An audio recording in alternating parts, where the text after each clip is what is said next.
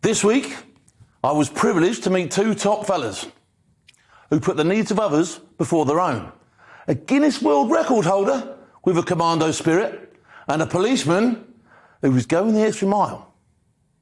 I took a trip to Gibraltar Barracks to meet a Royal Engineer and Army Commando, Corporal Jack Jarvis, who became the first person to row from mainland Europe to mainland North America. Solo! Here we are in the squadron restroom. Jack, great to meet you, and thank you for bringing me onto your camp.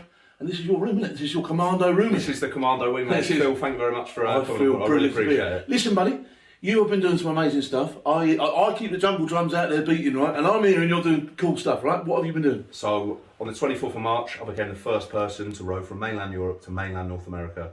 4,630 nautical miles, completely solo, unsupported. And in the process, I raised £70,000 for Brains Trust, a brain tumour charity based in the UK. Mate, that is nails, that is double nails. Yeah. You must get asked so many questions about this. Some bone ones, some good ones, all right? So I'm going to try and ask you. I've heard them all. I'm going to try and ask you some good ones, right? Go on then, mate. Mate, first of all, the feeling when you finished that, how did you feel? Oh, incredible, you know. It's not just 111 days, that was hard enough, but people don't realise the 18 months of planning, you know, the sleepless nights, all of these things. So that relief, joy, fulfilment, absolutely incredible. And you've had some good support along the way, haven't you? People have looked after you. The Army have obviously let you go and do it in the first place. Yeah. They have, the Army let me go. I mean, they could have paid me, but I went on paid career break. I can't fault, you know, the Royal Engineers, the REA charity. They really helped me. So a big thank you to them. And you know, without my military background and 12 years in the military, I wouldn't have the mindset and tools to complete the task. When you're out there bobbing about in the Oggin, there must be, on your own, there must be loads of stuff goes through your mind. You know, was there any parts when you were completely like, what am I actually doing here? Yeah, probably within the first 4 hours. and Portugal starts to fade into the distance and I'm just like, oh, you silly man, what have you done? Yeah.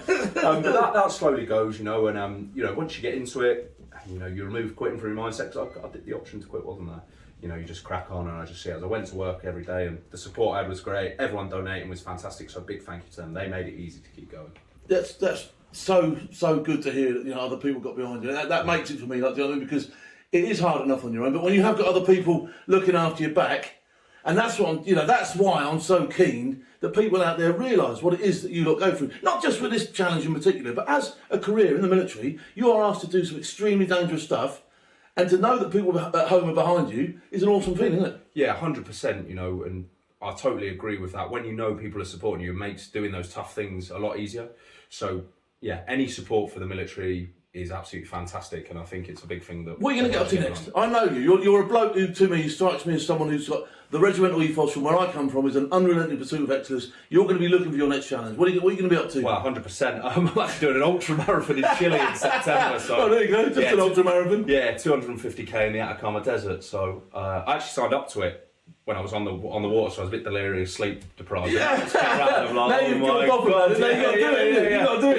Exactly. It's that whole thing. I've told too many people about it, so there, we're doing it now. Look, buddy, you've got your certificate somewhere here. Where's your certificate? Yeah, that's just down here, mate. You are a world record breaker. The first person to go across? First person, yeah. Mate, that is awesome. That is so cool. Listen, thank you for having me. I could sit here and I could chat to you for absolute hours, buddy. I really could. Phil. You're a cool man. You're going places. And he is the reason I do what I do. This man needs our support. Our armed forces need our support. And everybody on our front line who looks after us when we're in bed needs our support. Proper. That is brilliant. It makes you sleep easy at night knowing that there are men out like that. Absolutely spot on. That's what they do. Phil? They do it relentlessly, day in, day out, every day of the year. Fantastic. Right, who's your next one? How nails was he? Next, I travelled to Devizes to meet a 50-year-old policeman who was helping raise money to raise awareness for mental health. I caught up with him on Salisbury Plain. Have a butcher's. Hi, Phil. Good to see you, mate. Thank you. The Yombathon. Yeah, thank you for having me. What's it about? What's the Yombathon about? Okay, the Yombathon, it's a 3,862-mile march around the UK. 3,862. Say that again. 3,862. Are you doing the whole thing, are you? No, we're relaying it. There's a team of 7 guys. We're all either serving or currently serving members. Some of us are now emergency services.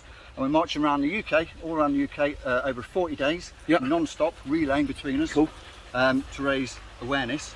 Awareness for? For mental health for all our, mental health. for our services. Why is mental health so important? Mental health is so important. Our emergency services work so hard. You imagine that they go through the worst day of someone's life every single day. That's a true point, isn't it? It is, yeah. You turn up at people's lowest ebbs. At the worst moment in their life. And that has to have an impact on you, doesn't it? It does, As an operator or an course it ambulance does, driver or a fireman. Well, you might You're going have to to do see that people multiple having an times. absolute nightmare. Yeah. And like you say, the worst day of their life. And you have to deal with that, deal with it maybe a number of times a day, and then move on to doing the paperwork, back in work the next day. And like nothing's ever happened. As if Just nothing's turn happened. up at someone else's worst day of their life. Expecting to do it all over again. So, And that's all the emergency services, not just the police. all the yeah, emergency absolutely. services. So you've got police, you've got some army working on this as well, haven't Yeah, you? we've got Army, Air Force, Navy.